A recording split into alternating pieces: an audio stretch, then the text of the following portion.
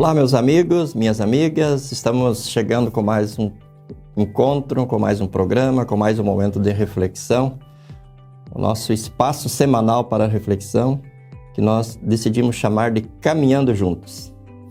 Esse é um espaço para nós refletirmos sobre o amor de Deus, sobre o quanto é bom e importante nós podermos contar com a companhia, com a comunhão, com a amizade, com o apoio. E hoje vamos falar sobre o suporte, como é importante podermos contar com o suporte uns dos outros.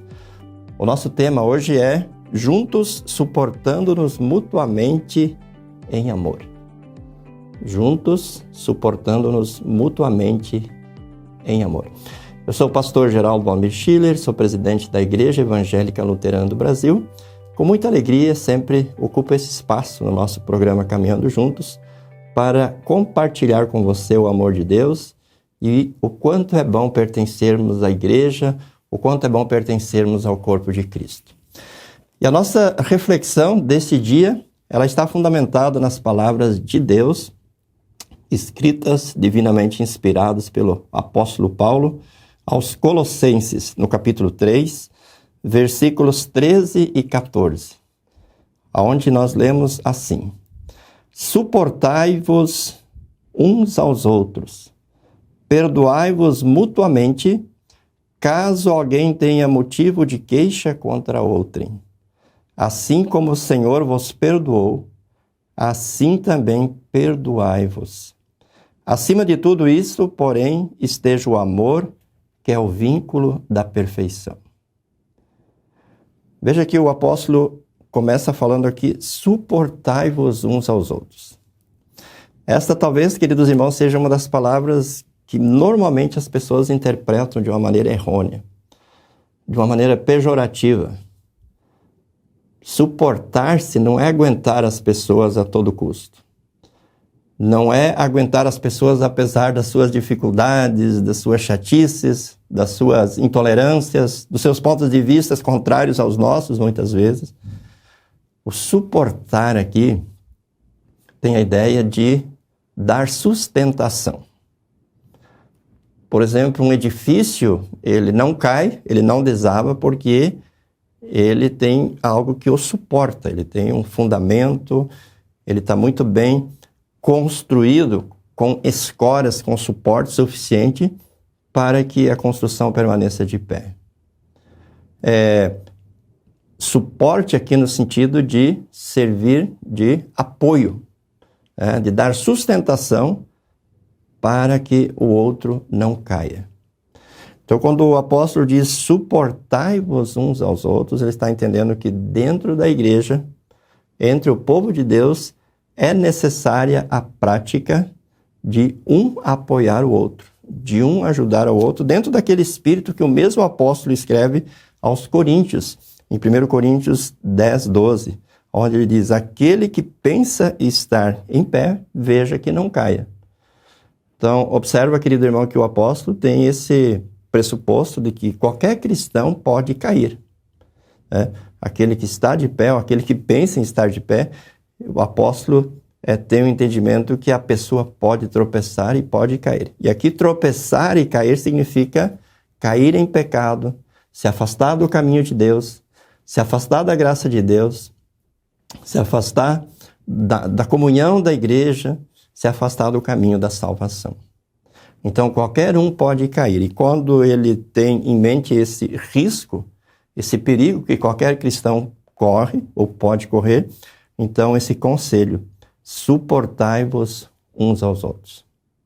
Então veja que desafio bonito o apóstolo Paulo coloca para nós. Suportai-vos uns aos outros. E quando ele pede para nos suportarmos mutuamente, quando ele pede que cada um de nós sirva de suporte, de escora, de sustentação para o outro, então aqui a gente percebe a necessidade que nós temos de estarmos em comunhão. Não é possível viver o cristianismo de uma forma isolada. Não é possível viver o cristianismo sem ter esta comunhão, essa interação, esta inter-relação com os nossos irmãos e as nossas irmãs na fé. E é interessante que logo depois de falar de suportarmos uns aos outros, ele fala do perdão. Perdoai-vos mutuamente, caso alguém tenha motivo de queixa contra outrem. Uma das maneiras de fazer com que as pessoas permaneçam de pé e não caiam da fé, não caiam do caminho da salvação, é praticar o perdão, né? Receber e dar o perdão. E ele diz aqui, então, perdoai-vos mutuamente, caso alguém tenha motivo de queixa contra o outro. Assim como o Senhor perdoou, perdoai também vós. E aí ele acrescenta no versículo 14, acima de tudo isso, porém, esteja o amor, que é o vínculo da perfeição. Então veja, toda essa dinâmica do relacionamento do povo de Deus dentro da igreja é uma dinâmica fundamentada no amor. E se nós olharmos na língua original aqui, amor não se refere ao amor carnal de um homem para uma mulher, não se refere ao amor filia ou filéu, que é o relacionamento entre pais e filhos, mas é o amor agape. Aquele amor que tem duas características. Ele, primeiro, não pergunta se a outra pessoa merece ou não merece ser amada. E, em segundo lugar, este amor também não espera nada em troca. É um amor incondicional. Então, veja, queridos irmãos, dentro da igreja, né, nessa caminhada em conjunto, nós somos desafiados a nos importar uns com os outros, a nos preocupar uns com os outros e de nos ajudarmos mutuamente. E fazer isso de uma forma amorosa, buscando o perdão, dando o perdão, né, vivendo o perdão nos relacionamentos dentro da igreja, junto ao povo de Deus. Agora, é muito importante nós destacarmos que o amor, ele não nos faz fechar o olho para as dificuldades, para as fraquezas, para o pecado do próximo, né? Hoje nós vivemos essa época do politicamente correto, né? Parece que aquele que ama só pode falar aquilo que o outro vai gostar, aquilo que o outro aprecia. Temos uma noção muito, muito míope, muito distorcida, uma noção falsa do que é o amor hoje. Parece que quem ama só pode fazer aquilo que o outro espera, aquilo que agrada o outro, aquilo que o outro deseja, né? Você já pensou se um médico agisse assim, né? Só dissesse para nós aquilo que nós gostaríamos de ouvir? Como é que ele faria no momento em que ele diagnostica uma doença grave em nosso organismo? Se ele é um bom profissional, se ele faz as coisas movido por amor, ele precisa nos dizer a verdade. Ele precisa nos mostrar a real situação em que nós vivemos, para então apontar um tratamento. Nesse relacionamento com o próximo, quando o apóstolo fala em suportai-vos uns aos outros, é importante que nós tenhamos essa noção também de que o amor nos leva a sermos verdadeiros. O amor nos leva a falarmos a verdade uns aos outros. Quando Jesus ensina os seus discípulos a respeito do perdão, em Mateus 18, ele diz assim, se teu irmão pecar contra ti, vai arguí-lo entre ti e ele só. Isso nós encontramos em Mateus 18, 15 a 20. Se o seu irmão ouvir, você ganhou o seu irmão. Ou seja, você vai arguir, significa você vai admoestar, você vai alertar, você vai apontar o erro, você vai apontar a falha, você vai apontar o pecado do seu irmão, da sua irmã. Se ele ouvir você anuncia o perdão. Mas e se não ouvir? Então Jesus diz, então você leva com você uma ou duas testemunhas, para que pelo depoimento de 2 ou 3 testemunhas toda a verdade se estabeleça. Você não desiste da pessoa, você continua apontando o erro, você continua mostrando o pecado, você continua mostrando a verdade para a pessoa, agora com a presença de uma ou de 2 testemunhas. E se o seu irmão ouvir, Jesus diz, está encerrado o assunto, você perdoa a pessoa, você anuncia o perdão para ela e o assunto está encerrado. Mas e se a pessoa ainda não ouvir? Aí o terceiro passo, Jesus diz, então você vai dizer isso para a igreja. Aí é o momento de envolver a diretoria da congregação, o pastor, primeiramente, a diretoria da congregação, e vai se fazer uma tratativa com essa pessoa no âmbito da congregação. Se a pessoa se arrepender, reconhecer o seu pecado, ela vai receber o perdão e ela vai continuar integrada no povo de Deus, na comunhão com o povo de Deus, na comunhão da congregação cristã. E se a pessoa ainda não ouvir, mesmo quando o assunto for tratado com a igreja, diz Jesus, considera essa pessoa como um gentil ou um publicano. Jesus fala então da excomunhão, dizer para a pessoa, olha, você não pertence ao povo de Deus, porque você é um pecador, você é uma pecadora impenitente, que não confessa, que não reconhece os seus pecados. E mesmo quando essa atitude extrema acontece da excomunhão, o objetivo sempre é o mesmo, de levar a pessoa a reconhecer o seu pecado, receber o perdão e permanecer em comunhão com Cristo e com a sua igreja. Então vejam, essa dinâmica que Jesus nos apresenta aqui em Mateus 18, 15 a 20, é uma dinâmica de manifestação de amor. É quando nós percebemos que um irmão está caindo, uma irmã está caindo, né? Está tropeçando, está se afastando do caminho, está se afastando de Cristo, está se afastando da salvação e está rumando ao inferno, à perdição eterna. Então, a melhor manifestação de amor que nós possamos dar é falar com a pessoa, apontar o seu pecado, mostrar-lhe que ela está pecando, que ela está rumando o caminho da perdição. E com o propósito de que Deus a leve ao arrependimento e ela receba o perdão e permaneça em comunhão com o povo de Deus. Então percebe, irmãos, servir de suporte em amor não é fazer vistas grossas para o pecado, não é viver o politicamente correto, né, dando tapinha nas costas e dizendo palavras que não vão levar a pessoa a uma reflexão, ao arrependimento, à mudança de mentalidade, a uma mudança de vida.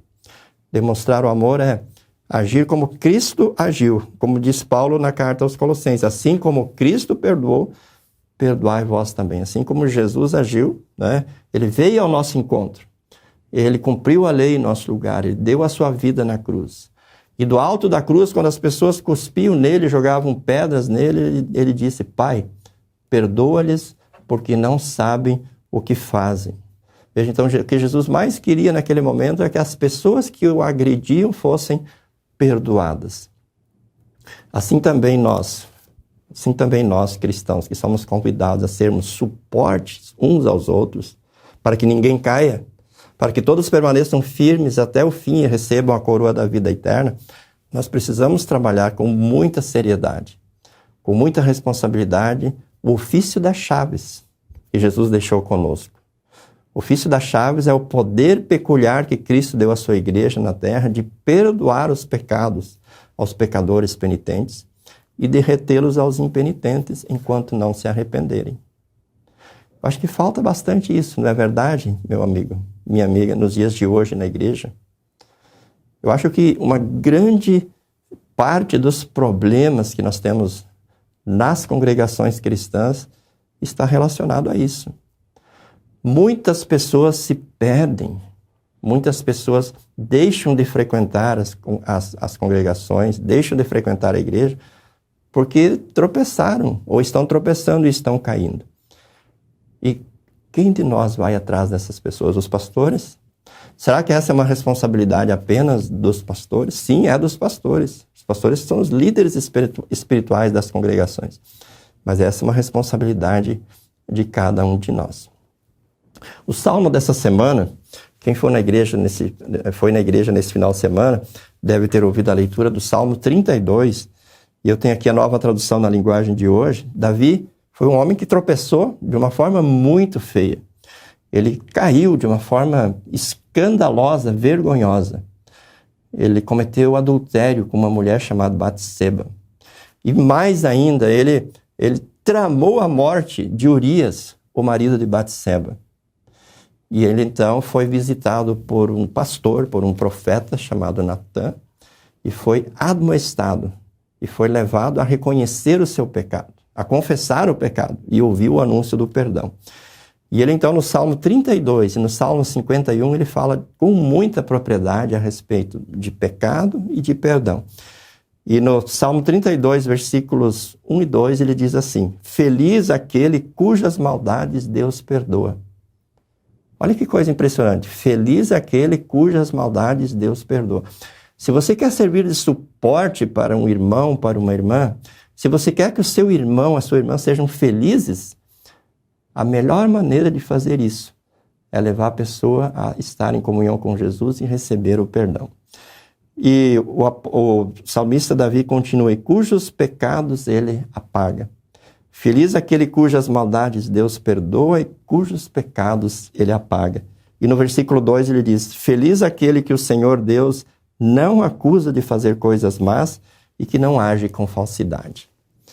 E então, ao longo de todo esse salmo, ele trata da questão do arrependimento, do perdão, de como é trágico, de como é triste, de como é uma tragédia a vida do impenitente. Davi chega a dizer: enquanto eu não confessei o meu pecado, as minhas forças se secavam assim como o orvalho seca com o calor do dia. Mas quando eu confessei o meu pecado, tudo mudou. Quando eu recebi o perdão, tudo foi transformado em minha vida. Então, queridos irmãos, essa é a dica. Para servirmos de suporte uns aos outros, não basta nos colocarmos ao lado das pessoas, não basta darmos abraços calorosos, não basta dar beijinhos, selos cristãos, né?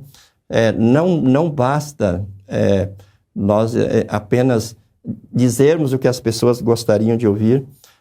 Para sermos suportes, nós precisamos, sim, trabalhar a questão do perdão, né? De sermos verdadeiros, de sermos corretos com as pessoas e dizer a verdade, mesmo que em algum momento essa verdade doa, mesmo que em algum momento essa verdade afaste as pessoas um pouco de nós.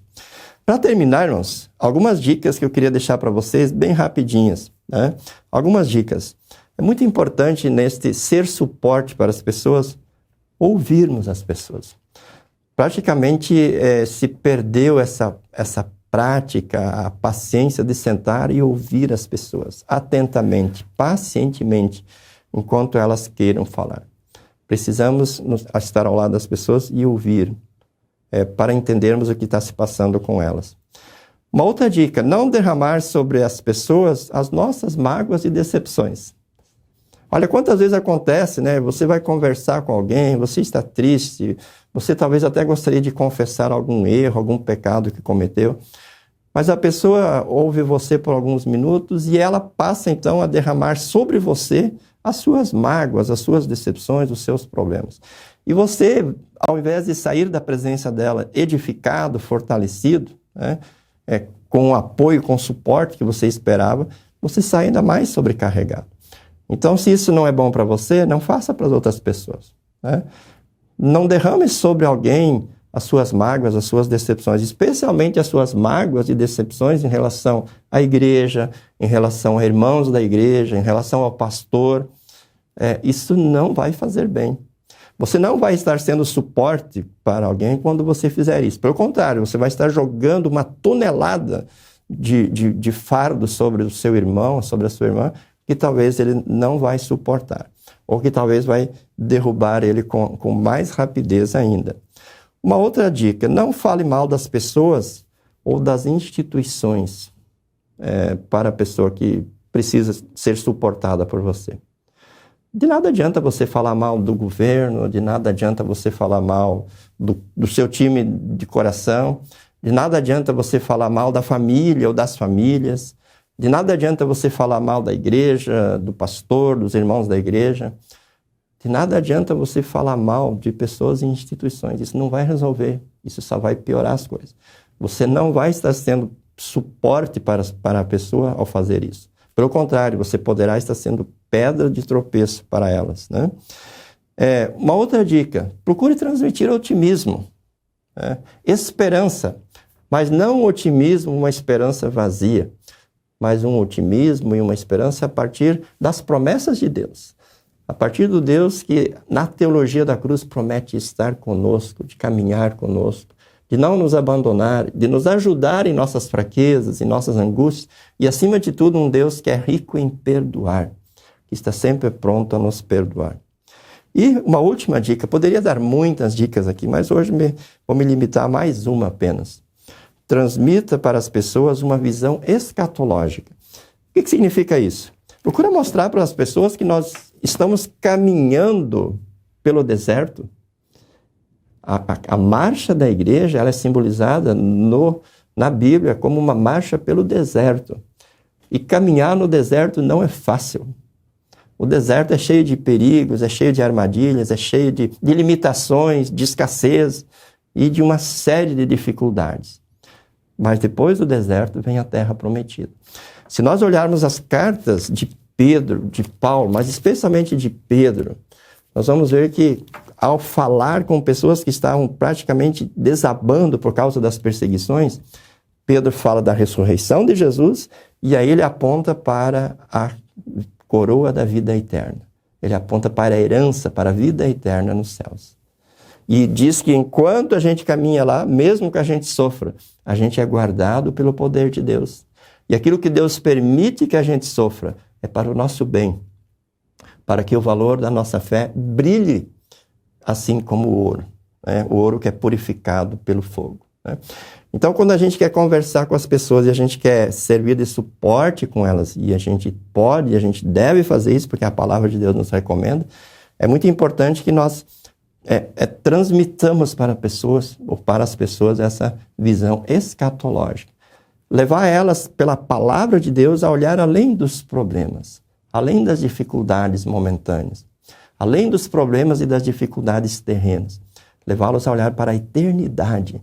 E assim eles vão poder caminhar com esperança, mesmo em meio às dores, mesmo em meio às dificuldades, olhando para a eternidade, na esperança da vida eterna, pela fé em Cristo Jesus. Portanto, querido irmão, querida irmã, lembre-se que você precisa ser suportado pelos seus irmãos, pelas suas irmãs, e você é desafiado a ser suporte. Essa é uma demonstração do amor de Deus. É a preocupação de Deus de que ninguém de nós caia. Ele quer que todos nós permaneçamos firmes e recebamos no final a coroa da vida eterna. Que privilégio pertencermos ao povo de Deus e podermos nos suportar mutuamente em amor. Que a graça de nosso Senhor Jesus Cristo, o amor de Deus Pai e a comunhão do Espírito Santo sejam com você, com a sua congregação, com a sua família, com todo o povo de Deus, hoje e sempre. Amém. Até o nosso próximo programa. Deus abençoe você e a gente se encontra no nosso próximo programa, Caminhando Juntos. Até lá. Tchau, tchau. Para saber mais, entre em nosso site radiocpt.com.br e acompanhe nossa programação. Siga e curta nossos canais no youtube.com/radiocpt, facebook.com/radiodaiel e o nosso podcast no SoundCloud e Spotify. E compartilhe a mensagem de Cristo para todos.